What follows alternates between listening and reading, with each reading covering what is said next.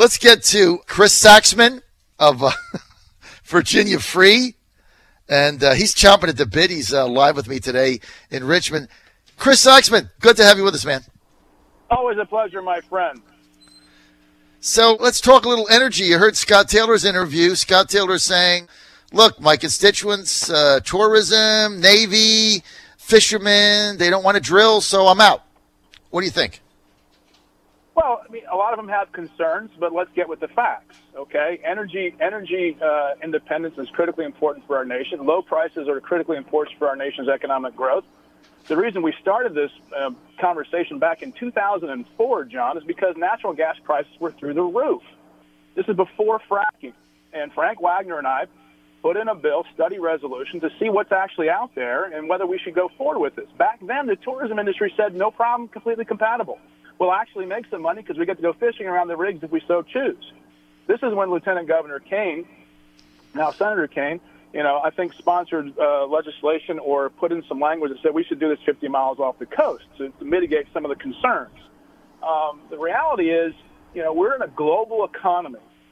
Prices are on the rise, and no one can say for sure what the prices of oil and natural gas are going to be in the year 2028.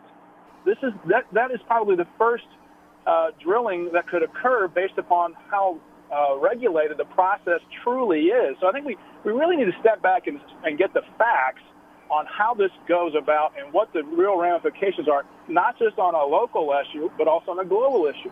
When we put this stuff in back in the mid-aughts, before fracking, we didn't realize that the Commonwealth could get a lot of money from federal revenue sharing that the Gulf states have. It's one of the reasons why they support us so heavily, because it funds their roads and their schools. That, too, can happen here in Virginia, especially with the teacher shortage. We could help pay increases for teachers and pay for those roads that are critically important to Hampton roads.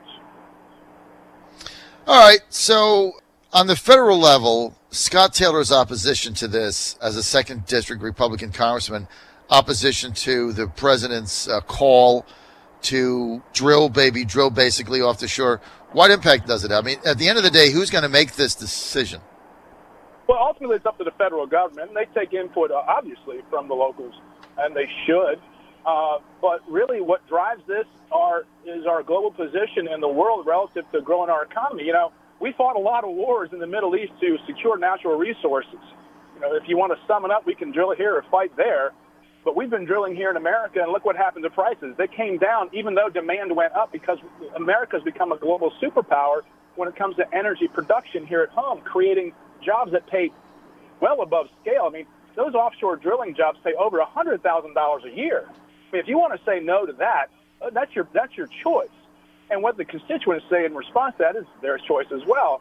But, and I respect Congressman Taylor for his service to our nation in the military and as well as in the state legislature and now the federal legislature. But I think we need to take a step back from the fear that is driving this conversation that things are going to go horribly wrong after Deepwater Horizon. I mean, things haven't gone wrong since Deepwater Horizon. And, in fact, before then, the Obama administration fully supported offshore drilling. So this is fear-based.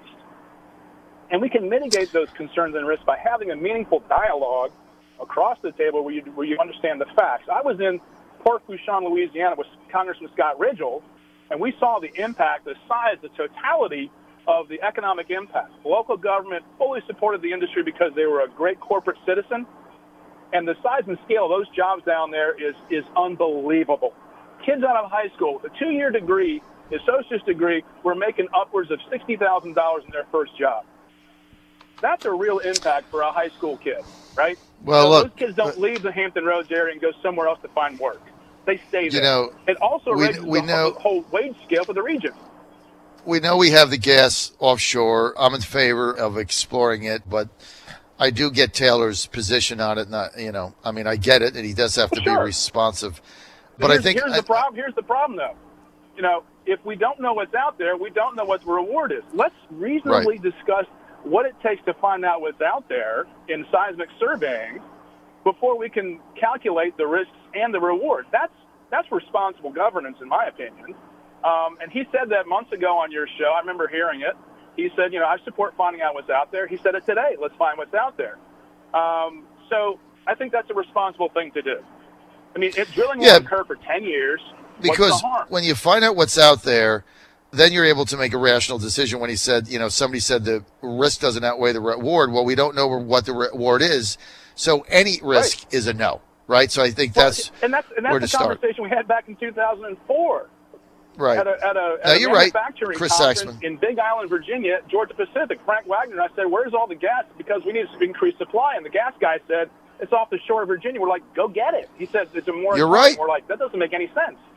Saxman, when you're right, you're right. And we appreciate your weighing into that, Chris. Thank you so much. Call my wife see you and tell her, soon. "Will you please?" Thanks.